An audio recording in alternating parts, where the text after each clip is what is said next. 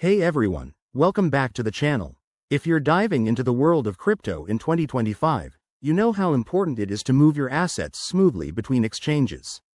Today, we're tackling a common task: transferring USDT from KuCoin to Bybit. This process is straightforward, but always remember, crypto involves risks like fees, network delays, or even hacks, so double-check everything to keep your funds safe. Let's jump right in. First things first, make sure you have accounts on both KuCoin and Bybit, and that you have some USDT in your KuCoin wallet. Start by logging into your KuCoin account. Once you're in, head over to the Assets or Wallet section. Here, you'll see your balances. Find your USDT and click on it. Next, look for the Withdraw option. This is where the magic happens. Before you proceed, you need the deposit address from Bybit. So, switch over to your Bybit account.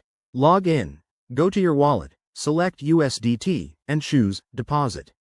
Make sure you're on the correct network. USDT is often on Tron, Ethereum, or another chain, so match it exactly with what KuCoin supports to avoid any issues. Now, copy that Bybit deposit address.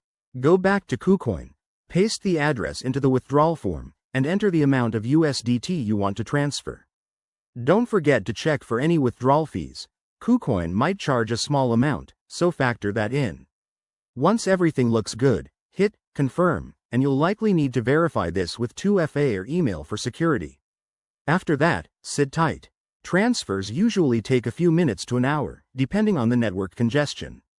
Once it's done, hop back to Bybit and check your wallet to confirm the USDT has arrived.